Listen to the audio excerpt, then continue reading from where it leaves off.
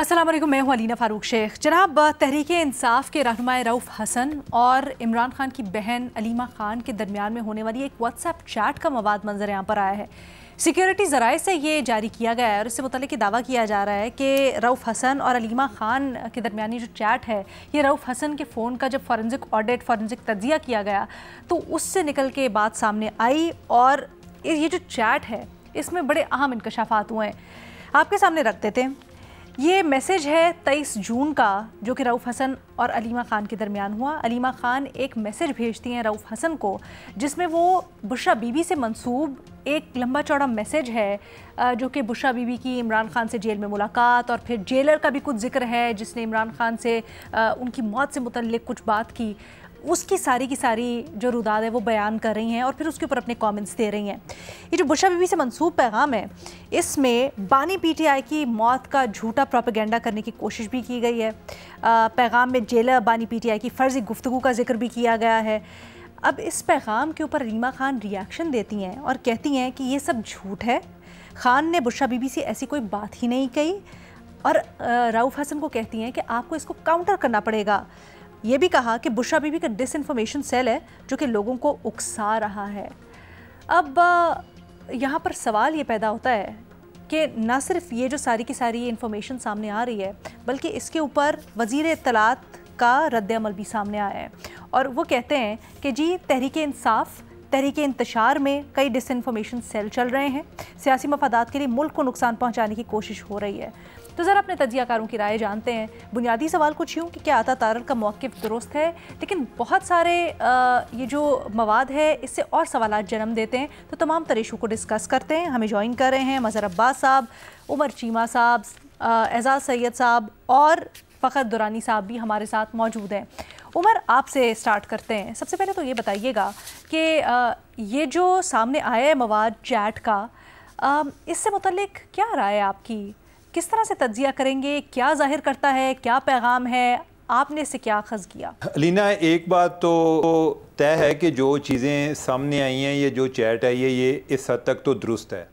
अच्छा। अब जो चीज़ें हमें बड़ी सरप्राइज़ लग रही हैं वो काफ़ी देर से इंटरनली चल रही थी, और वो जो एक पावर स्ट्रगल है, जो अलीमा खान और बुशरा बीबी के दरमियान एक स्ट्रगल है कि कौन डोमिनेट करता है।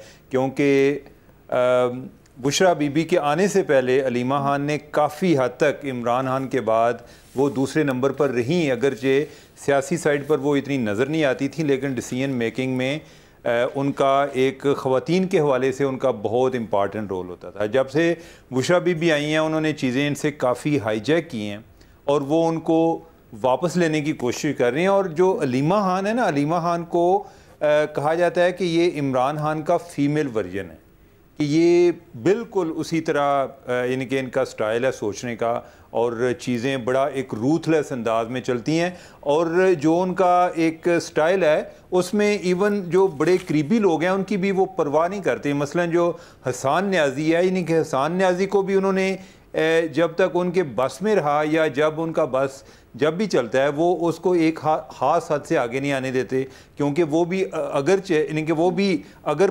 फैमिली से कोई दूसरा बंदा आ रहा है अलीमा खान के बाद जो प्रोमिनेंट होता है तो वो हसन न्याज़ी है। अच्छा। अब ये है कि जो इनके दरमियान ये मामला है, ये बुशरा बीबी जो है वो चीज़ों को अपनी तरफ लेकर जाती हैं। आपको याद होगा कि जो पहले जो लतीफ़ खोसा के हवाले से कोई एक ऑडियो कन्वर्सेशन आउट हुई थी, बाद में इवन ये जो जब मामला गोहर बैरिस्टर गोहर को चेयरमैन तैनात करने का हुआ, तो इस पर भी ये दोनों अपने अपने लेवल पर स्ट्रगल कर रही थी।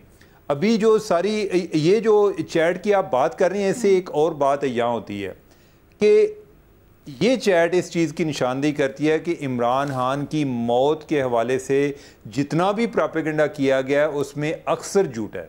और ये अक्सर जो बातें जिस अंदाज में करते हैं कि क्या जिसने आपको मारना होता है, या वो जेलर जो है वो आपसे मशवरा करता है जी कि खान साहब क्या आप फौत होने को तैयार हैं, कोई इस तरह की तैयारी हो रही है, उन्होंने इमरान खान से पूछना था। यानी कि ये कोई बड़ी अजीब सी बातें हैं। इवन अगर हम ये समझें नहीं कि इमरान खान को जेलर बता रहा था, तो क्या जेलर के नॉलेज में इस तरह की चीज़ें लाई जाएंगी? ये कॉमन सेंस को डिफीट करती हैं। और बुशरा बीबी जो है, इनमें अपने में एक प्रोपेगेंडा करने की बहुत ज़्यादा स्किल है। जिस तरह इन्होंने पिछले दिनों अपने बारे में था जी कि मुझे शायद कोई फूड पॉइजनिंग हो गई है, मुझे कोई इन्होंने चीज़ दे दी है। उस टाइम ये हॉस्पिटल लेकर गए, इनको इस्लामाबाद हाई कोर्ट ने कहा कि इनका मेडिकल कराएं। उस टाइम उनका जो मेडिकल कराया गया तो इनको बारहा उन्होंने कहा कि आप जो है अपना ये जो आप ब्लड टेस्ट दें, क्योंकि उससे हम देख सकें कि क्या आपको कोई जहर तो नहीं दिया गया। बुशरा बीबी ने तमाम इसरार के बावजूद उन्होंने अपना ब्लड टेस्ट नहीं कराया। उसके बाद भी वो लगी रही कि मुझे जो है ना, मुझे लगता है कि मुझे जहर दिया गया। तो यानी कि ओवरऑल ये सारी चैट जो है, जिस तरह से पार्टी चलती है, ऑपरेट करती है, और जो ख़वातीन हैं दो जो कि एक अपने आप को पोटेंशली राइवल भी कंसिडर करती हैं या एक तरह से वारिस भी तस्वर करती हैं कि इमरान खान का हम दोनों में से बनना है, तो ये उनके हवाले से ये चीज़ें अभी अय्या हुई हैं, लेकिन ये वैसे सरगोशियों में ये बातें सुनने को आती रही हैं पहले भी। सर ये बताइएगा, इससे पहले मैं आगे बढ़ूँ और बाकी सबका बुनियादी सवाल पे तज्जिया लूँ, ये सिक्योरिटी ज़रा क्या होते हैं, और ये जो उनकी व्हाट्सएप चैट्स इस तरह से बार बार बाहर आ जाती हैं, ये क्यों हो रहा है? अगर किसी ओहदेदार ने प्रेस कॉन्फ्रेंस करनी है तो वो आकर इसको ओन क्यों नहीं करते? ज़रा ऐसे क्यों आ रही हैं चीज़ें बाहर? अलीना, ये आपने बहुत अच्छा सवाल किया है। और मैं जब आप बात कर रही थी जी कि अतात तारड़ का ये पॉइंट ठीक है या गलत है, तो मेरे जहन में भी बात आ रही थी अतात तारड़ का इससे ताल्लुक़ नहीं बनता। आपने एक GIT बनाई हुई है, चाहिए तो ये है कि वो GIT अगर कोई ऐसी चीज़ है वो अपनी कोई एक चलान जमा करा दें, बजाय इसके कि ये किस्तों में ये चीज़ों को चला रहे हैं।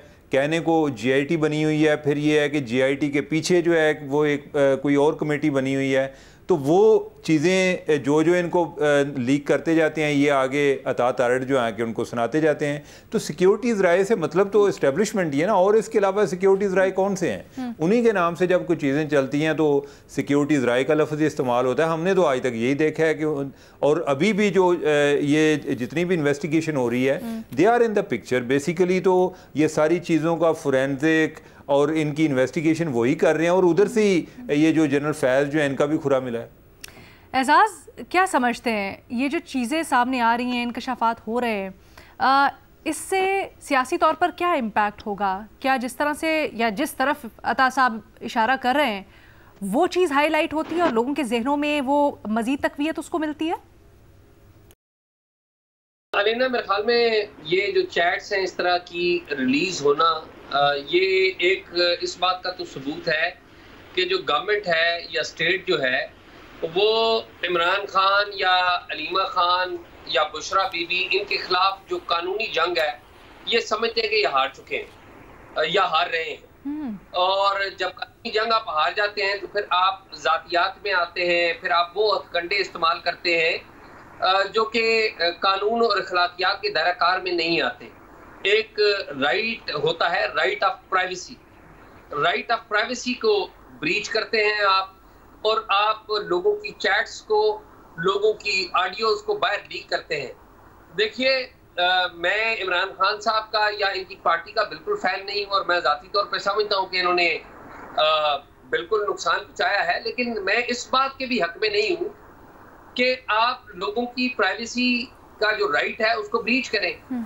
आप लोगों की प्राइवेसी के राइट को ब्रीच करते हैं, टीवी चैनल्स के ऊपर खबरें चलाते हैं, और फिर उस एक खास एंगल के ऊपर हमारे जो टॉक शोज हैं उनके ऊपर एक गुफ्तगू हो जाती है, और हम सारे एक पार्टी को या बाज अफराद को एक खास रंग से पेंट करने की कोशिश करते हैं। इसमें ज़ाहिर उनका अपना रोल भी है, और हम जब ये रंग से पेंट करने की कोशिश करते हैं तो मैं ज़ाती तौर पे समझता हूँ कि ये मेरा, आपका या हम सब का, या जो ब्रीच करने वाले हैं उनका भी अगर मोबाइल फोन आप उठाएं और उसका भी फोरेंसिक टेस्ट कराएं तो उनमें से भी ऐसी बातें कहीं निकलेंगी कि जो अगर आप बाहर उन्हें पब्लिक में नशर करेंगे तो वो कोई अच्छी बातें नहीं होंगी। तो पहली बात तो ये कि हमारा लेवल ये आ चुका है, कि आप ये देखिए कि एक नंद और एक भाभी, उसकी गुफ्तगू आपस में हो रही है, और उसके ऊपर एक कौमी टेलीविजन चैनल के ऊपर कौमी मुज़ाकरे के ऊपर बहस हो रही है कि वो प्राइवेटली क्या गुफ्तगू कर रहे हैं, और हमें इस तरफ लगा दिया गया है। बात यह है कि ये नहीं है कि वो बड़े आइडियल लोग हैं, लेकिन सवाल यह है कि हम कोई अपनी समझ तो तय करें। इसका मतलब है कि हमारी कोई अपनी समझ भी दुरुस्त नहीं है। हम इन इशूज के ऊपर एक तरफ हम बात करते हैं कि नहीं जी राइट्स जो है लोगों के वो मुकद्दम है। अच्छा एजाज, आपकी राइट से मुतालिक जो बात है 100% उससे अग्री, जस्टिफाइड, लेकिन आप ये जो बात कर रहे हैं कि नंद और भाभी के दरमियान में गुफ्तगू, क्या मामला इतना सादा है? क्या ये सिर्फ नंद और भाभी के दरमियान में गुफ्तगू है, या फिर ये जिस तरह से बताया जा रहा है कि लोगों में बताओ उनको जाके, ऑब्वियसली इमरान खान से मुताल्लिक अगर कोई इस तरह की बात हो रही है उसका एक इम्पैक्ट है, उसका एक पॉलिटिकल इम्पैक्ट है। इंडीड इसका पॉलिटिकल इम्पैक्ट है, इसमें कोई शक नहीं है कि उसका पॉलिटिकल इम्पैक्ट नहीं है, लेकिन एट दिस पॉइंट अगर आप ये देखें कि क्या किसी को अपने प्राइवेट टेलीफोन के ऊपर अपनी प्राइवेट स्ट्रेटजी तय करने का राइट नहीं है? आपको पता है कि कानून जो है, कानून आपको जब आप डिफेंस में जाते हैं तो कानून आपको झूठ बोलने की भी इजाजत देता है, और ये खाली कानून में ये कौन सा कानून झूठ बोलने की इजाजत देता है सर? ये तो पर्जरी के ऊपर तो बड़ी सख्त होती है सजा। नहीं, मैं यही बात बता रहा हूँ। ये जब डिफेंस करते हैं, मिसाल के तौर पे आप जब अदालत के अंदर जाते हैं, मैं तो देखो, मैं तो आपको वो प्रैक्टिकल बात बता रहा हूँ। जब आप अदालत के अंदर जाते हैं और किसी बंदे को आपने पकड़ा होता है, रंगे हाथों कत्ल करते हुए बंदे को पकड़ा होता है, तो कानून क्या कहता है? कानून आपको चार्जशीट पढ़ के सुनाता है और आपको कहता है कि डू यू प्लीड गिल्टी? तो वो क्या कहता है? मुल्ज़िम खड़ा होकर कहता है नो आई डोंट। यानी कि कानून ने उसको राइट दिया है ना इस बात का कि वो कहता है कि नहीं, वो राइट ऑफ सफाई है सर, वो झूठ बोलने का राइट नहीं, वो तो राइट ऑफ सफाई है ना, कि प्रूवन राइट ऑफ डिफेंस है उसका। हाँ एग्जैक्टली, वही right of defence, right of सफाई, उसको तो वो झूठ बोलने का राइट नहीं है सर। मैं तो कर रहा हूँ ना, अरे ना, राइट ऑफ डिफेंस में वो कैमरे लगे हुए हैं, जज के सामने कैमरों में आ गया कि उसने कत्ल किया है, तो वो तो झूठ बोल रहा है, लेकिन कानून ने उसे राइट दिया है ना इस बात का। मेरा पॉइंट ये है कि एक प्राइवेट कन्वर्सेशन हो रही है। अच्छा, प्राइवेट कन्वर्सेशन को आप बाहर पब्लिक में लेके आ रहे हैं और उन्होंने जुर्म किया है, तो उनके खिलाफ कानून के मुताबिक कार्रवाई करें, या फिर एक काम करें, एक और अलीना एक और काम करने की जरूरत है, या फिर आप एक कानून साजी कर दें, कानून साजी कर दें कि जो अपनी प्राइवेट जो कन्वर्सेशंस हैं उसमें भी अगर कोई आप ऐसी स्ट्रेटजी बनाएं, बिल्कुल सही, और वो भी कानून उसके ऊपर भी वो कॉग्निजेबल ऑफेंस होगा। आपने कानून तो नहीं ऐसा तो बनाया हुआ। अगर कानून नहीं तो मौजूदा कानून के मुताबिक तो ये जुर्म नहीं है। मौजूदा कानून के मुताबिक तो ये जुर्म है कि जो आप उनकी जो प्राइवेट की गई गुफ्तगू है उसको सामने लेके आ रहे हैं। अच्छा, मौजूदा कानून तो ये कहता है कि दोबारा जुर्म है। अच्छा फखर, आप इससे अग्री करते हैं?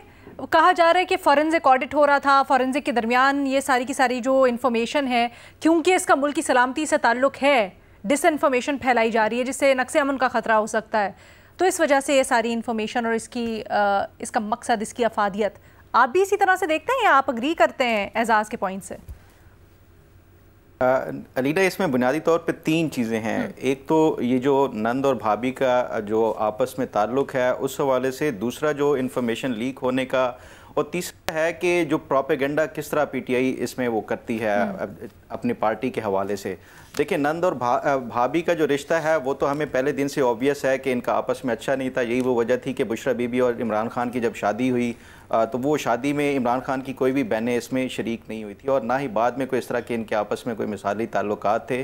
तो मेरा नहीं ख्याल कि ये इनका आपस में किस तरह का रिलेशनशिप रहा है आपस में, तो ये कोई इतनी बड़ी अचंभे की बात है या किसी भी शहरी के लिए ये कोई हैरान कुन बात है। जहाँ तक ये प्रोपेगेंडा के हवाले से बात है कि किस तरह इमरान खान की जो है वो मौत के हवाले से एक तरफ से वो अलीमा खान कुछ कह रही हैं कि ये इनको रोका जाए, इस तरह का बुशरा बीबी किस तरह प्रोपेगेंडे को जो है वो आगे फैलाती है, तो इसमें भी कोई डाउट नहीं है। बुशरा बीबी के मुख्तलिफ ऑडियोज़ भी इस हवाले से आई हैं, जिसमें एक बड़ी मशहूर ज़माना थी कि वो जो पीटीआई के सोशल मीडिया के हेड थे अरसलान खालिद, जिनको ये इंस्ट्रक्शन इंस्ट्रक्शन देते हुए ये सुना जा सकता था कि इसको फ़लाँ चीज़ से जोड़ दो, इसको फ़लाँ चीज़ से जोड़ दो। तो ऐसा इसमें कोई वो नहीं है कि ये बुशरा बीबी जो है प्रोपेगेंडा को किस तरह ऑपरेट करना है। जिस तरह उमर चीमा साहब ने भी बात की कि वो उन्होंने जो अपनी उसके जहर देने के हवाले से प्रोपेगेंडा किया या फिर इमरान खान के हवाले से प्रोपेगेंडा का जो उन्होंने वो किया, तो ये प्रोपेगेंडा पीटीआई के मेन मैं समझता हूँ स्ट्रेंथ है जिसको वो लेके शुरू से ही चल रहे हैं, चाहे वो पहले इमरान खान थे या बुशरा बीबी थी। तो इसमें जहाँ तक तीसरी बात है, ये जो आप कह रही हैं कि ये जो लीक कैसे हुई, क्या ये एक वफाकी वज़ीर को ये इसके ऊपर वो करना चाहिए था। देखें, दो चीज़ें थी, एक तो रऊफ़ हसन साहब और जो पीटीआई का तमाम ऑफिशियल रिकॉर्ड था जब ये रेड किया गया पीटीआई के सेंट्रल सेक्रेटेरिएट के ऊपर, तो ये रिकॉर्ड सारा वहाँ से लिया गया। ये जो अभी लीक भी हो रही हैं, तो मैं ये समझता हूँ कि ये अभी इन्वेस्टिगेशन स्टेज पे है। रऊफ़ हसन साहब तो मेरा ख्याल है कि उनको जमानत मिल गई थी, वो रिहा हो चुके हैं। अच्छा। जहाँ तक ये डॉक्यूमेंट्स या ये इस तरह की जो लीक्स आ रही हैं, ये वफाकी वज़ीर का मैं नहीं समझता कि ये उनको कोई प्रेस कॉन्फ्रेंस बनती है, ख़ासतौर पे इस स्टेज के ऊपर कि ये इन्वेस्टिगेशन का प्रोसेस चल रहा है। अभी तक जितने रिकॉर्ड लिया गया उसकी फॉरेंसिक हो रही है, या बाकी जो एविडेंसेस वगैरह हैं, ये हुकूमत को इससे इज्तनाब करना ज़्यादा बेहतर है कि इन्वेस्टिगेशन का जो प्रोसेस है उससे जो है वो अफेक्ट हो सकता है। बाकी जो दो चीज़ें कि प्रोपेगेंडा और ये, इसमें तो कोई वो शक नहीं है कि ये पहले भी पीटीआई करती रही है, अब भी करती रही है, लेकिन ये जो इन्वेस्टिगेशन के हवाले से एक वफाकी वज़ीर आके प्रेस कॉन्फ्रेंस कर दे और ये चीज़ें रिवील कर दे, या सिक्योरिटी ज़राए के हवाले से, ये सबको पता है कि ये सिक्योरिटी ज़राए के हवाले से कहाँ से आई हैं कि ये जब तमाम रिकॉर्ड ज़ब्त किया गया ये वो उसका हिस्सा है। तो ये खुद इन्वेस्टिगेशन का जो प्रोसेस है उसको हिंडर कर रहे हैं, या फिर उसके साथ साथ ये उसमें इन्फ्लुएंस किया जा रहा है ये इस तरह जो चीज़ें लीक करके। तो ज़्यादा मुनासिब यही है कि उसकी इन्वेस्टिगेशन हो जाए, उसके बाद कोर्ट में ट्रायल हो। नुकसान होगा सियासी तौर पर? बिल्कुल नुकसान समझें या इन्फ्लुएंस करने का कि ये हुकूमत उसको इन्फ्लुएंस कर रही है पहले से ही। लेकिन ये चीज़ें हम माजी में भी देखते आए हैं कि ये जब अगर पानामा का देखा जाए तो उस टाइम भी ये इस तरह की चीज़ें काफ़ी जो इन्वेस्टिगेशन के दौरान या JIT के दौरान जो ये समझते थे प्रोपेगेंडा के लिए यूज़ किया जा सकता है, वो पहले भी इस तरह चीज़ें लीक की जाती थी। तो ये कोई फर्स्ट टाइम ऐसा नहीं है कि ये चीज़ें जो ड्यूरिंग इन्वेस्टिगेशन कोई लीक हो रही हैं और मीडिया को लीक की जा रही हैं। तो ये मेरा ख्याल है कि ये पहले भी होता रहा है, अब भी हो रहा है इसी तरह का। मज़हर अब्बास साहब, क्या राय है आपकी? देखिए, जो चीज़ हम डिस्कस कर रहे हैं उसकी ऑथेंटिसिटी का हमें नहीं पता, ये ऑथेंटिक भी है या नहीं है।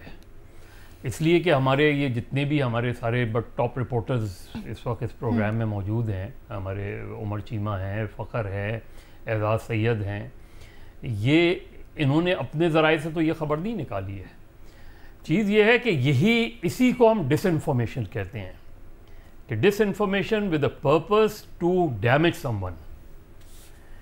ये इंफॉर्मेशन नहीं दी जा रही, ये डिसइंफॉर्मेशन दी जा रही है। इसलिए कि मेरे ज़राए से तो ये ख़बर नहीं आई कि जिस ख़बर पे मैं स्टैंड कर सकूं उसमें, और ये आइडेंटिकली मुख्तलिफ़ चैनल्स को दी जाती हैं। अभी कुछ दिन पहले भी एक सिक्योरिटी ज़राए से ख़बर चली, इमरान खान साहब का जवाब सिक्योरिटी ज़राए से। ये एक कैलकुलेटेड डिसइंफॉर्मेशन है, और इसलिए कि मुझे इसकी ऑथेंटिसिटी का मतलब कौन ओन कर रहा है? क्या FIA ओन कर रही है इसको? किसी ने FIA से कांटेक्ट करके पूछा कि ये सही है या गलत है? क्योंकि he was in FIA's custody. ये फॉरेंसिक जिसने कराया है, किसी ने ऑफिशियली कोट अनकोट पूछा है कि ये है क्या, ये सही है या गलत है। ये फॉरेंसिक की जो चीज़ आई है सामने, कोर्ट ये तो बताएं कि ये दुरुस्त है या सही है। हम उस पर डिबेट कर रहे हैं जिस चीज़ का मुझे पता ही नहीं है। हाँ, मैं बुशरा बीबी के हवाले से बात कर सकता हूँ, मैं अलीमा खान के हवाले से बात कर सकता हूँ, मैं रऊफ़ हसन के हवाले से बात कर सकता हूँ, लेकिन ये जो चीज़ सामने आई है इसके हवाले से तो मुझे नहीं पता कि मुझे ये सच भी है या झूठ है, झूठ पर मबनी है। और यही चीज़ डैमेज करती है। और ये सिर्फ इस वक्त की सूरत हाल नहीं है, ये हमारे ऑफिशियल ज़राए जो हैं ये इसी तरह की डिसइंफॉर्मेशन। आपको याद होगा जब पनामा चल रहा था, हुसैन नवाज़ की तस्वीर का आपको किसने लीक की? कोई ओन करने को तैयार नहीं। कहाँ से ये तस्वीर लीक हुई? इमरान खान साहब की जेल में जो तस्वीर थी वो किसने लीक की? किसी को नहीं पता इस चीज़ का। तो मेरा ख्याल है ऑफिशियली जब तक, हमने तो यही सीखा है कि ऑफिशियली जब तक कोई इस चीज़ को या तो डिनाई करे। माजरत के साथ मैं आपको काट रही हूँ, इमरान खान की जो तस्वीर लीक की उससे मुतालिक तो ज़राए दावा कर रहे हैं ना कि वो जो जेल में सारा अमला, जिस रैकेट को इन्होंने पकड़ा भी है, वहीं से शायद लीक हुई। क्या हुआ उस पे कोई ट्रायल हुआ है? वो अभी कह रहे हैं तफ्तीश वगैरह हो रही है, वो भी देख लेंगे कि इस तरीके। मैं तो सिर्फ एक बात कह रहा हूँ कि हम उस चीज़ को डिस्कस कर रहे हैं जिसकी ऑथेंटिसिटी का मुझे नहीं पता। ठीक है, तो मैं उस चीज़ पे कमेंट करूं भी, ये सही भी हो सकता है या गलत भी हो सकता है। मेरा तो क्वेश्चन ये है कि क्या यानी मीडिया, खैर चले सोशल मीडिया तो एक अलग प्लेटफॉर्म है ना, लेकिन मेन स्ट्रीम मीडिया जब एक ऐसी चीज़ को डिस्कस करता है कि जिसकी ऑथेंटिसिटी का किसी भी रिपोर्टर ने, वजीर इत्तलात उसको एक तरह से ओन कर रहे हैं क्योंकि वो उसके ऊपर वजीर इत्तलात ये बताएं कि ये फिर कोट अनकोट बताएं कि ये फॉरेंसिक दुरुस्त है, कस्टडी में वो था एफआईए की। अगर वो ये कहते हैं, मैं आपको लाइन पढ़ के सुनाती हूँ उनकी, वो कहते हैं तहरीक इंतशार में कई डिसइंफॉर्मेशन सेल चल रहे हैं, सियासी मफादात के लिए मुल्क को नुकसान पहुंचाने की कोशिश हो रही है। जो अता ताड़र साहब कह रहे हैं, मैं उसको डिसइंफॉर्मेशन क्यों नहीं कहूँ कि आप डिसइंफॉर्मेशन, या तो ये कि आप क्या एफआईए आपके अंडर आती है, क्या एफआईए के किसी, मैं तो ये पूछ रहा हूँ ना, रिपोर्टर्स के जराए होते हैं ना, डीजी एफआईए हैं, क्या डीजी एफआईए ने इसको कंफर्म किया है? फखर कुछ जवाब देना चाहते हैं? जी दे। अलीना, दो चीज़ें इसमें जो मदर अब्बास साहब हाईलाइट कर रही हैं, एक तो यही जिस तरह आपने भी कहा कि अगर हुकूमत लेवल पे एक वफाकी वज़ीर कह रहा है तो उससे जो उसकी ऑथेंटिसिटी है, मेरा ख्याल है कि उस पर फिर क्वेश्चन जो है वो रेज़ करना जो है वो नहीं बनता। और दूसरी चीज़ जो सबसे अहम है वो ये है कि ये जिसके हवाले से ये आप जिस तरह कह रहे हैं डिसइंफॉर्मेशन का, रऊफ हसन साहब है, उनकी तरफ से या पीटीआई की तरफ से भी इस हवाले से कोई तरदीद नहीं है कि ये फेक हैं या गलत हैं। तो एज ए जर्नलिस्ट जो है, ये जब तक कोई इसकी वो नहीं होती, और फिर अगर सरकारी और ऑफिशियल लेवल पे ये इसको ओन किया जा रहा है, तो मेरा नहीं ख्याल कि फिर इसकी जो फेक या ऑथेंटिसिटी के ऊपर कोई क्वेश्चन।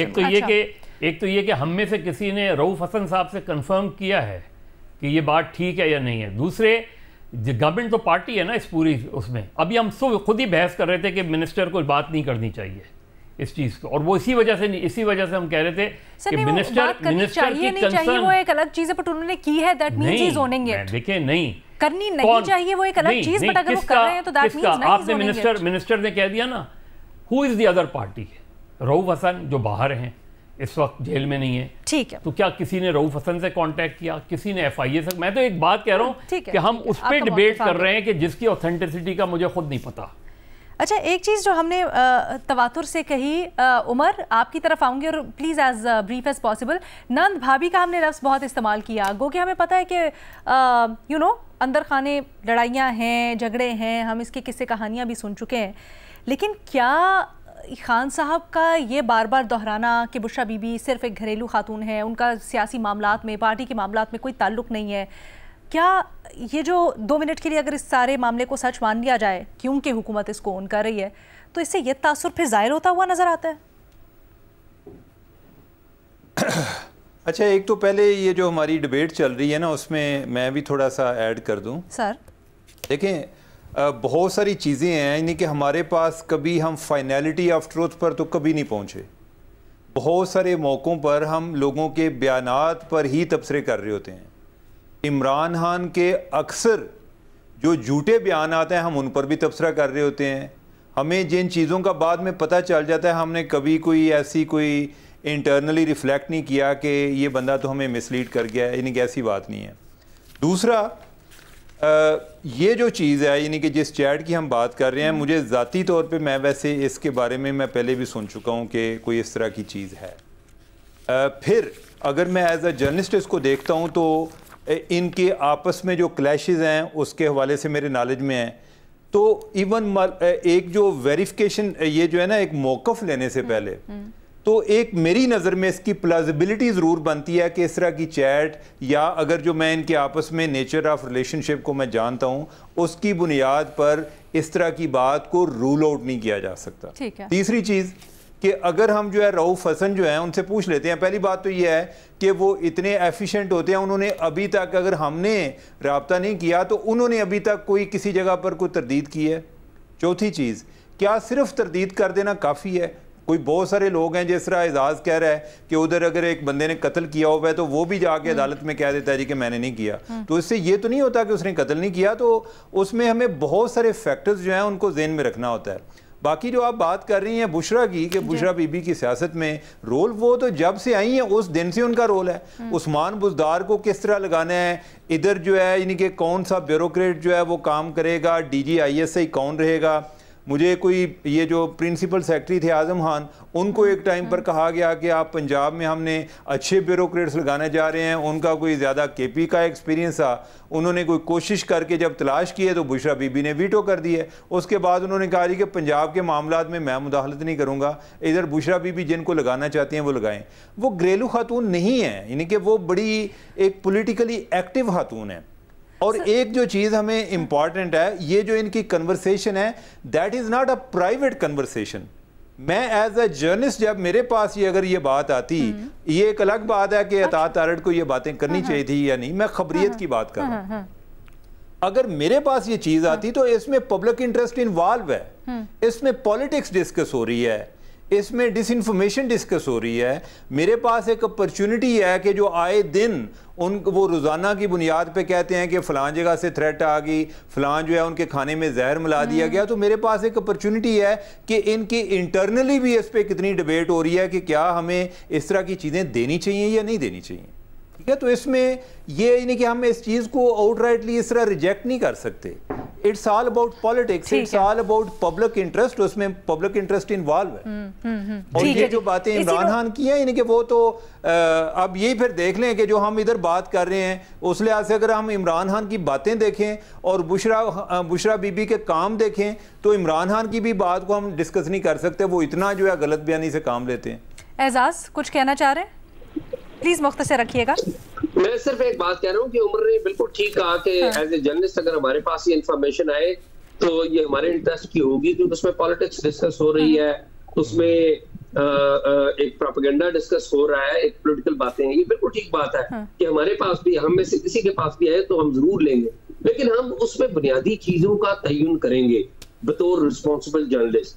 एक ये कि हम मौकफ लेंगे, हम पूछेंगे जिन शख्सियात के दरमियान ये गुफ्तगू हुई है उनसे राब्ता करने की कोशिश करेंगे, उनसे राब्ता करने के बाद वेरीफाई करेंगे, फिर जिस इंस्टीट्यूशन के पास यानी कि FIA के पास है अगर तो FIA वालों से राब्ता करेंगे और फिर अपनी पूरी तस्दीक के बाद, अपने पूरे इत्मीनान के बाद वो खबर देंगे। ये बिल्कुल दुरुस्त बात है कि हम अपनी तस्दीक के बाद, लेकिन ये जिस तरीके से इंफॉर्मेशन आ रही है ये तो इंफॉर्मेशन आती है, बनी बनाए टिकट्स आते हैं, वो चलते हैं, हम चलाते हैं, हम डिस्कशंस करते हैं। और फिर दूसरी बात यह है कि हमें एज रिस्पॉन्सिबल जर्नलिस्ट हमें राइट्स को इग्नोर नहीं करना चाहिए। कि ये नहीं है कि हम ये कह दें कि जी क्योंकि इसमें वो एक्सपोज हो रहे हैं, उमर रिप्लाई करना चाहते हैं, बिल्कुल आपका पॉइंट आ गया है, डिस्कस कर रहे हैं और हम बिल्कुल चला दें, एक तरफा ट्रैफिक चला दें। तो मेरा ये ख्याल है कि ये बात ठीक है, बिल्कुल इंटरेस्ट की बात, लेकिन हमें जो ड्यू डिलिजेंस अपनी फिर भी करनी चाहिए जिस तरीके से आ रहे हैं उसके ऊपर। उमर बिल्कुल मुख्तसर रखिएगा अपना पॉइंट प्लीज। एजाज बिल्कुल ठीक बात कर रहा है कि हमें उनको, अगर मेरे पास इंफॉर्मेशन आती, ये तो एक प्रेस कॉन्फ्रेंस चल रही है और हम डिस्कस कर रहे हैं, ये तब की बातें हैं। अगर मैंने या एजाज ने इस पर स्टोरी करनी हो तो ये तब हमारी जिम्मेदारी आएगी। हम तो ये बात कर रहे हैं कि उन्होंने ये चलाई है। दूसरी चीज ये है कि ये जो चीज़ें ये जो डिस्कस हो रही होती हैं, यानी कि ये पब्लिक डोमेन में ये एक इनको एक जो चीज़ ऑलरेडी मार्केट में आ गई, हम उसके हवाले से बात कर रहे हैं ना, इसमें कोई नई बात तो हम नहीं कर रहे। देखिए हम इस चीज़ को इस तरह डिस्कस कर रहे हैं जैसे हम बिलीव कर रहे हैं इस चीज़ पे कि ये सही है। दो चीज़ें हैं जो एजाज ने भी बात की, उमर ने भी। देखिए बेसिक मेरे पास कोई इंफॉर्मेशन आएगी, मैं सबसे पहले क्या करूंगा, चाहे वो मेरे नज़र में बहुत ही पब्लिक इंटरेस्ट की हो, लेकिन क्या ये इंफॉर्मेशन दुरुस्त है, जो इंफॉर्मेशन दी गई है इसका पर्पस क्या है, क्योंकि मैंने खुद नहीं खबर डिग आउट की, मुझे किसी ने दी है, तो लिहाजा उसका मोटिव जानना मेरे लिए बहुत जरूरी है कि ये दे क्यों रहा है, जहां ये मुझे इस्तेमाल कर रहा है। जहां आप बात करें, जहां उमर बात करें, एजाज अपनी अपनी जगह सब सही बात कर रहे हैं, but I think world over इस तरह की जब लीक्स आती हैं, ये तो बल्कि लीक भी नहीं, सिक्योरिटी ज़राए से जब इस तरह की खबरें या कोई भी इंफॉर्मेशन लीक्स, ऑडियोज़ किसी भी मवाद की शक्ल में जब भी आती है दुनिया भर में, तो उसके ऊपर ये हमेशा से डिबेट चलती रही है और अब आज तक सेटल नहीं हुई है कि आया ऐसी इंफॉर्मेशन के ऊपर और इससे जो मवाद जनरेट होता है, इससे जो मतलब अखज़ किया जाता है, उसके ऊपर किस हद तक डिपेंड किया जाता है, या क्या उसको ऑथेंटिक मानना चाहिए, नहीं मानना चाहिए। हमारे पैनल के ऊपर भी इसके ऊपर इख्तलाफ पाया जा रहा है। तो let's settle this debate for now कि इख्तलाफ पाया जा रहा है, the jury still out on it, लेकिन इससे जो मवाद इसके अंदर है उसके ऊपर बड़ी इंटरेस्टिंग हमारे तज्जियाकारों ने बात की है। आप उसको ज़रूर इवैल्यूएट कीजिएगा। अभी एक छोटी सी ब्रेक लेते हैं, ब्रेक के बाद वापस आएंगे और दूसरा इशू बड़ा अहम है, उसको भी डिस्कस करेंगे। Welcome back. जनाब, ये जो पंजाब और सिंध का बॉर्डर है, इसमें कच्चे का इलाका डाकुओं की आमाजगाह है। ये बहुत ही एक बड़ा मसला न सिर्फ शहरियों के लिए बना हुआ है, बल्कि अब तो सिक्योरिटी फोर्सेस तक बात पहुंच गई है। 2 दिन पहले रहीम यार खान का जो कच्चे का इलाका है, वहां पर 12 हमारे पुलिस एहलकार शहीद हुए, 6 ज़ख्मी बताए जाते हैं, 5 लापता हुए, जिनको अब बताया जा रहा है कि रेस्क्यू कर लिया गया है। बट इतने बड़े पैमाने पर ये नुकसान हुआ है सिक्योरिटी फोर्सेस का, जिसके बाद बताया जा रहा है कि ऑपरेशन तो शुरू कर दिया गया है इनके ख़िलाफ़, और अज़्म का इजहार किया जा रहा है कि इस बार कुछ ना कुछ मंतकी अंजाम तक इस मामले को पहुंचाया जाएगा। लेकिन इससे पहले भी हमने अनफॉर्चुनेटली कई दफ़ा देखा है कि सिंध की तरफ से काविशें हुई, बड़ी दफ़ा कोशिशें की गई कि किसी तरह कच्चे के डाकुओं के ख़िलाफ़ ऑपरेशन शुरू हो, किया भी गया, लेकिन वो कामयाब नहीं हो सका।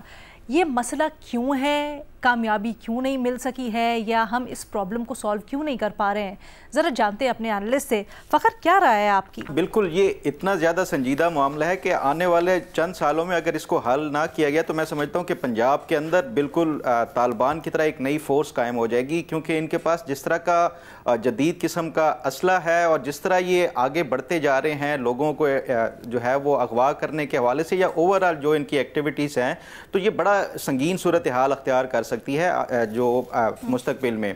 अगर हम थोड़ा सा इसका वो देखें कि ये मामला क्यों हर जो है 1-2 साल के बाद ये सामने आ जाता है। देखें, जो रहीम यार खान है उसकी टोटल आबादी है 55 लाख, और उसमें एक जो DPO है वो सिर्फ अगर शहर को और बाकी इन चीज़ों को देखता है तो ये जो कच्चे का इलाका है अननोटिस जाता है। तो ये हमने पहले भी देखा है कि माजी में भी इस तरह के ऑपरेशंस किए गए हैं। कुल मिला के छोटे बड़े जो हैं ये कोई 52 के करीब ऑपरेशन हो चुके हैं।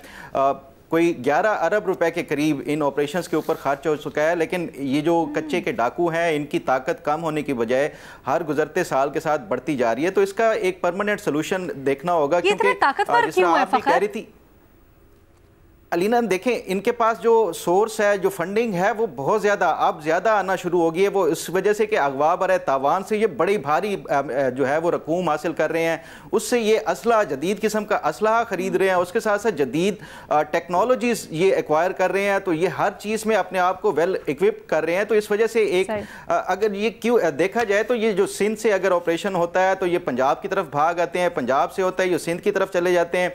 अगर दोनों सूबों की तरफ से पुलिस ऑपरेशन करती है तो ये फिर जो बलोचिस्तान के साथ एडजेसेंट एरिया है वहाँ पे चले जाते हैं। तो ये इनके पास जब तक कोई फुल फ्लेज ऑपरेशन नहीं होगा जिसमें रेंजर्स को और आर्मी को इन्वॉल्व करके एक दफ़ा इनका वो नहीं किया जाएगा, तो ये हमने माजी में भी देखा है कि 52 ऑपरेशन पहले हो चुके हैं, वो कामयाब नहीं हुए, तो ये अब भी नहीं होंगे। ये जो मौजूदा अभी DPO हुकूमत ने लगाया है रिजवान गोंदल, ये 3 साल पहले भी रहीम यार खान में रहे हैं।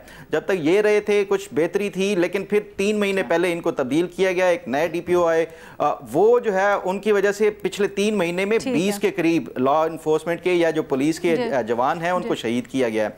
तो ये पुलिस के लिए, और वहाँ पे कोई परमानेंट अगर आप नहीं वो कोई सेटअप या निज़ाम लाएंगे पुलिसिंग का, तो मैं समझता हूँ कि ये फिर आगे भी इसी तरह मसाइल जो है वो सामने आते आपको याद होगा कुछ अर्सा पहले मुराद अली शाह साहब ने बड़ी असेंबली के फ्लोर के ऊपर एक जारहाना तकरीर भी की, उन्होंने आर्मी से भी अपील की कि हमारा साथ दे। फिर क्या हुआ इस मामले का? देखिए, कच्चे के बड़े पक्के डाकू हैं और इनका जो मुकाबला करने वाले लोग हैं वो बहुत कच्चे हैं।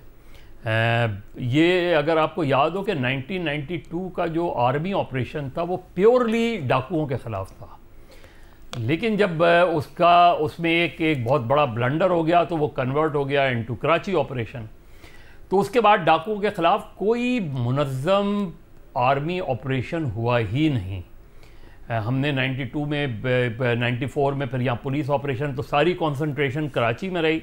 ये जो नेक्सस है बिटवीन रहीम यार खान और सिंध के कच्चे का इलाका, इसमें बाकायदा एक दूसरे को मग़वी हैंडओवर भी किए जाते हैं। फ़र्ज़ करें अगर रहीम यार खान में ऑपरेशन शुरू होगा तो वहाँ जो उनके वो जो जिन्होंने अगवा किया हुआ है वो सिंध के डाकुओं को हैंडओवर कर देंगे, सिंध वाले उनको हैंडओवर कर देते हैं। ये इतना बड़ा एरिया है, लेकिन ऐसा एरिया नहीं है कि रियासत बिल्कुल बेबस है। कैपेसिटी का इशू है, आपकी उस तरह की विल हो भी तो आपके पास वो उस तरह का असला नहीं है। डाकू बाकायदा मोबाइल, अपने मोबाइल से वीडियो मैसेज से, अब ये जो जर्नलिस्ट जान मोहम्मद मेहर का कत्ल हुआ था, इसका जो मेन सस्पेक्ट था उसने बाकायदा अपना एक वीडियो पैगाम जारी किया और उसमें बताया उसने कि उसने क्यों मारा है इसको। आप नहीं पकड़ सके उसे। तो सबसे सेफेस्ट प्लेस हो गई है ये इनके लिए कि आप, और इतने जिस तरह भी फ़खर कह रहा था, रहीम यार खान, सदर्न पंजाब की जो बेल्ट है वो बिल्कुल एक डिफरेंट बेल्ट है। वहाँ पॉवर्टी है, वहाँ और बहुत से एलिमेंट हैं, वहाँ मुख्तलिफ सेंट्रल पंजाब से लोगों को उठा के लाते हैं। बिल्कुल इसी तरह यहाँ जो सिंध के इलाके में जो कच्चे का इलाका है, वहाँ कराची के बहुत से जो उठा के ले जाए जाते हैं उधर, तो उनके लिए और कहीं ना कहीं नेक्सस है। देखिए, ये पॉसिबल नहीं है कि उनका नेक्सस नहीं हो। फ्यूडल्स जो हैं उस इलाके के बाद, और इसमें भी इस जर्नलिस्ट के केस में भी ये पता चला कि बाज़ जो फ्यूडल्स हैं वो प्रोटेक्ट करते हैं क्योंकि वो उनके लिए काम करते हैं। इसके लिए ये बड़ी तशवीशनाक बात है और इसके ऊपर मैं चाहूँगी हम बाकियों से भी राय लें, क्योंकि इतनी उनके पास भारी किस्म का असलहा, रॉकेट लॉन्चर जिससे हमला किया गया, अभी बाकी भी कहते हैं बड़ा जदीद असलहा है, कैसे आ रहा है, कहाँ से आ रहा है। एक छोटी सी ब्रेक के बाद मजीद इसको डिस्कस करते हैं। कच्चे के डाकुओं के मसले को हम डिस्कस कर रहे हैं। एजाज़, क्या वजह है अभी तक हुकूमतें, इंतज़ामिया क्यों नहीं कामयाब हो पाई, और ये भी बताइएगा कि जो मौजूदा ऑपरेशन है उससे कितनी तवक्कुआत हैं आपकी? क्या विफाक कुछ मीडिएशन, लिएज़ॉन या अपनी कुछ खिदमात देगा ताकि एक अंडर सिंगल अम्ब्रेला ऑपरेशन हो इस दफ़ा?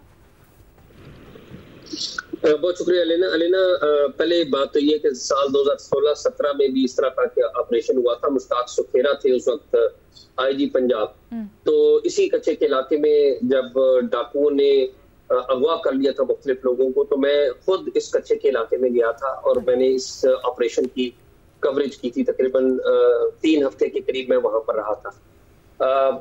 मैंने जो वहां पर उस वक्त जो ग्राउंड फैक्ट्स देखे, 2-3 बातें जो मुझे पता लगी एज ए जर्नलिस्ट। एक तो ये है कि ये इलाका ज्यादातर ये फॉरेस्ट लैंड है जिसके ऊपर कब्जा किया हुआ है मुख्तलिफ बासर लोगों ने।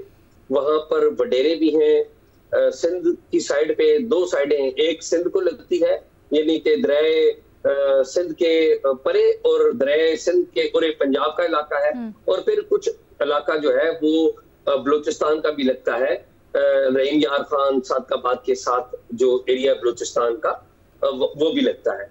तो बेसिकली 3 सूबे यहाँ पर हैं जो कि मर्ज होते हैं, और ज्यादातर जो इलाका है वो सिंध का है जहाँ पर ज्यादातर फॉरेस्ट की लैंड है जिसके ऊपर कब्जा किया गया है।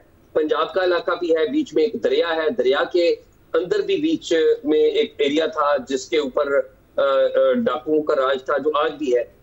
तो 2-3 बातें इसमें वाज़े हैं। एक तो यह है कि वहां पर लोकल जो पुलिस है वो बहुत करप्शन में इन्वॉल्व है। जो पुलिस का इंस्टीट्यूशन है उसके पास कैपेसिटी नहीं है और करप्शन बहुत ज्यादा है। डाकुओं के साथ ऐसी बहुत सारी रिपोर्ट्स मौजूद है, रिकॉर्ड के ऊपर मौजूद है कि जो पुलिस है, मुकामी पुलिस के एहलकार, मुकामी पुलिस के जो लोकल ऑफिसर्स हैं वो डाकुओं के साथ मिले हुए हैं, उन्हें असला भी देते हैं, और वो जो पैसे बनाते हैं उनमें से कुछ हिस्सा मुकामी पुलिस को भी मिलता है। ये सिंध साइड पे भी है, ये पंजाब साइड पे भी है, और ये बलूचिस्तान साइड के ऊपर भी है। तो दूसरी जो प्रॉब्लम है वो ये है कि मुकामी पुलिस के ऊपर हमेशा जो मौसर निगरानी है वो लोकल गवर्नमेंट सिस्टम करता है। 2002 का जो लोकल गवर्नमेंट सिस्टम था वो इस एतबार से बड़ा बेहतर था कि डिस्ट्रिक्ट जो नाज़म था वो डीपीओ की ACR भी लिखता था, और पुलिस एक किस्म का जवाबदेह होती थी इलेक्टेड रिप्रेजेंटेटिव्स को। वो अगर खैर चलता रहता तो बड़ा बेहतर होता, खैर नहीं हुआ, उसमें रिफॉर्म्स की भी जरूरत थी, no doubt. Police reforms act भी मुतारफ करवाया गया था। अब यहाँ पर ना तो मौसर लोकल गवर्नमेंट सिस्टम है, ना ही पुलिस का निजाम है वो मौसर है। पुलिस के पास जो असला है वही पुरानी गन्स है, जो गाड़ियां हैं वो महदूद है, पेट्रोल जो है वो मिलता नहीं है।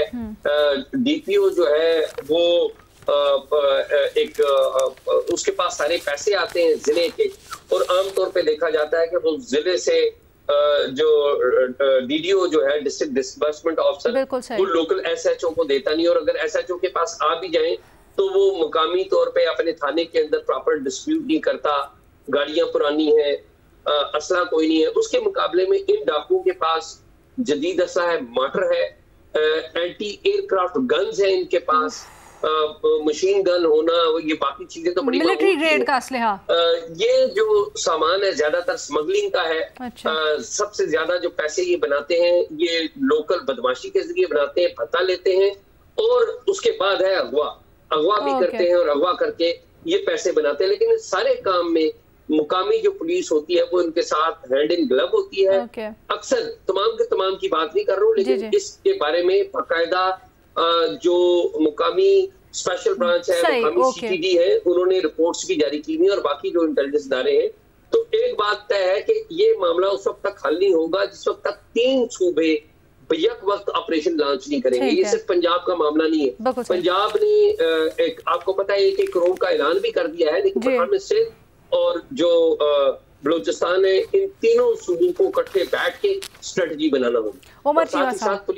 अलीना, असल में इधर 2-3 इश्यूज चल रहे हैं। एक तो ये जिस तरह सब दोस्तों ने ऑपरेशन की बात की, एक तो ऑपरेशन जब होता है ना उसमें नुकसान भी बहुत ज़्यादा होता है, और उसमें बहुत ज़्यादा एक कास्ट भी है ऑपरेशन की। ऑपरेशन ये माजी में भी होते रहे हैं, ऑपरेशन अभी भी होगा। अब प्रॉब्लम किधर आता है, मैं आपको बताता हूँ कि 2010-11 में ऑपरेशन हुआ। उस टाइम इन्होंने पंजाब का जो एरिया ना, इधर कोई तकरीबन 25 कोई चौकियाँ बनाई, पुलिस चौकियाँ बनाई, और ख़ास तौर पे ये जो कच्चे का एरिया ना, यानी कि हम जिसको कच्चा, ये पुलिस की लैंग्वेज में जिसको कच्चा तस्वर करते हैं, ये उधर दरिया में भी आइलैंड बने हुए हैं। उधर ये ख़ास तौर पे इनकी बहुत ज़्यादा एक पेनिट्रेशन है। एक उधर इनकी पेनिट्रेशन होती है, और ये जो दूसरा जिस तरह एजाज भी बात कर रहा था, ये जंगलात का एरिया जो है, जंगलात जो है इधर उधर इस तरह से हैं कि कहीं कहीं कुछ 7-7, 8-8 किलोमीटर जंगलात ही चल रहे होते हैं, तो वो भी इनको एक प्रोटेक्शन प्रोवाइड करते हैं। अब यह है कि जब इन्होंने उस टाइम ऑपरेशन किया तो उसके बाद वो पुलिस चौकियाँ पहले इन्होंने कायम की। ये तो नहीं ना होता कि आप बंदे भगा दें और फिर आप जो है बिल्कुल फिक्र ही ना करें। आहिस्ता आहिस्ता उधर से तवज्जो कम होती गई, वो पुलिस चौकियाँ खाली हो गई, अनऑक्युपाइड हो गई, और वही लोग जो हैं वो डाकू वापस आ गए। फिर ये जो एजाज जो बात कर रहे थे, ये जो मुश्ताक सुखेरा साहब के टाइम का, उस टाइम जब शुरू हुआ, उस टाइम पहले सुखेरा साहब ने लोगों को वार्न किया था कि ये इलाका जो है, ये पुलिस का जो है चौकियाँ आपने इधर से इधर उन पर कोई फोकस नहीं कर रहा, तो इधर कोई दोबारा मसला होगा। लेकिन कुछ देर बाद से फिर वाक़या हुआ, और ये खुद भी गए और इन्होंने पुलिस को भी कहा जी कि आप जाएं, वही कच्चे का एरिया, यानी कि आगे आइलैंड में जाना था। और इनका एक और चैलेंज क्या है, इनके पास कोई ऐसी कोई बुलेट प्रूफ बोट भी नहीं है। उधर ये जाते हैं दूसरी फाइबर की बोट में। उस टाइम भी इन्होंने लोगों को भेजा, तकरीबन को 7-8 लोग जो हैं उनको उन्होंने शहीद कर दिया, और बाकी जो है जख्मी हो गए। अभी भी जो इनका मसला आ रहा है, यानी कि उस टाइम जो इन्होंने ऑपरेशन किया था, इधर से तो खाली करा लिया, वो लोग जो है वो सिंध की तरफ चले गए। एक तो यह है कि एक पूरा ये जो ऑपरेशन है ना, वो एक जॉइंट ऑपरेशन होना चाहिए, बलूचिस्तान की तरफ, सिंध की तरफ और इनकी तरफ। फिर ये जो ये फॉरेस्ट का एरिया है, ये एरियल बम्बार्डमेंट के बगैर जब तक आप उधर से नहीं करेंगे तो ये पुलिस या किसी और के बस की बात नहीं है। बख्तरबंद गाड़ियां इधर जा नहीं बता दीजिएगा, मैंने देखा वजीर दाखिला साहब खुद बड़े इन्वेस्टेड थे, वो उन्होंने नमाज जनाजा में शिरकत भी की। क्या आपको लगता है विफाक टेकअप करेगा ताकि तीनों सूबों का मिलके कुछ ऑपरेशन इस्तेमाल हो सके? एक तो अलीना ये बात है कि ये पॉजिटिव चीज है कि वजीर दाखिला इसमें इंटरेस्ट ले रहा है, इसका मतलब है कि वफाक की पार्टिसिपेशन होगी। दूसरा जो मुझे असल में डर आता है वो ये है कि इन्वेस्टेड तो होते हैं कि जब आपने कोई इतनी बड़ी ट्रेजेडी देखी कि आपके को 11-12 पुलिस वाले शहीद हो गए हैं, तो एक फौरी तौर पे तो आप, हमारा एक नी जर्क रिएक्शन होता है, हम फौरी तौर पे सब कुछ करने को तैयार होते हैं, फिर कोई एक नया मसला आता है हम उसको भूल जाते हैं। लेकिन इस पे तवज्जो देने की जरूरत है, और ये मुश्किल तवज्जो देने की जरूरत है, और वो तब ही मुमकिन है कि आप उन इलाकों में पुलिसिंग जो है ना उसको इम्प्रूव करेंगे। अगर अभी भी खाली कराओगे तो आप छोड़ देंगे तो फिर कुछ नहीं होगा। उमर, जिस तरह डाकुओं की कोऑपरेशन और कोऑर्डिनेशन होती है, उस तरह अगर हुकूमतों की भी हो तो मसला हल हो जाएगा। ठीक है जी, एग्जैक्टली, बिल्कुल ठीक कह रहे हैं। ठीक है जी, ऑन दैट नोट, मतलब बात तो सच है, बात है रुसवाई की। ऑन दैट नोट जी, आज के प्रोग्राम से इतना ही। अल्लाह हाफिज़।